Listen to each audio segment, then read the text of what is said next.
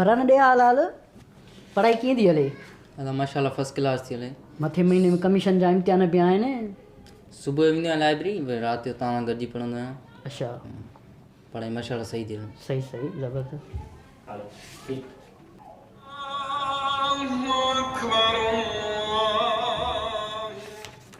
अदा आज़ान आई हलूं नमाज़ पढ़ण। मां जो तोखे चयमि त मथे महीने में कमीशन जा इम्तिहान आहिनि, निमाज़ बाद में पढ़ंदासीं, सही आहे? पंहिंजो पढ़। अदा अल्लाह साईं कामयाबी त नमाज़ में रखियो आहे न। तव्हां फजर जी नमाज़ में पढ़ी आहे, ज़ोर जी त नमाज़ पढ़ो न। अल्लाह साईं कामयाबी नमाज़ में रखी आहे। हलो त नमाज़ पढ़ूं।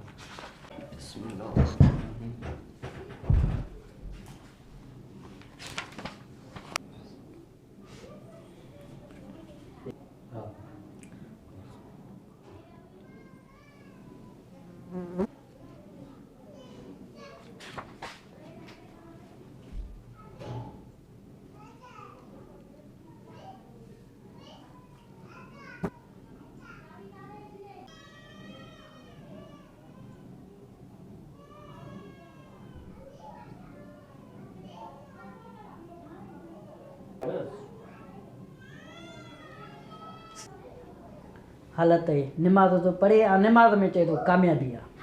हिते ॿ अखर पढ़ी आहे त यादि अचणी आहे न। निमाज़ बाद में न थी सघी आहे, न पढ़ी सघी आहे बाद में निमाज़।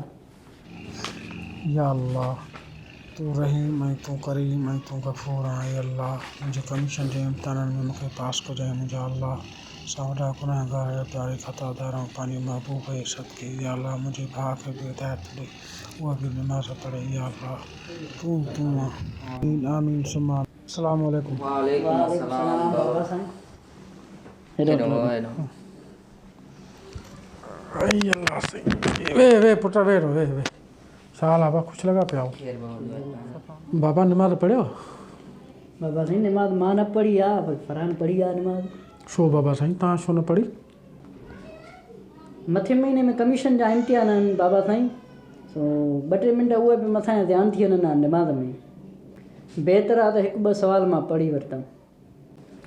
पुट तूं हिकु मुस्लमान ऐं मुस्लमान जे मथां अलाह ताला निमाज़ खे फ़र्ज़ु कयो आहे।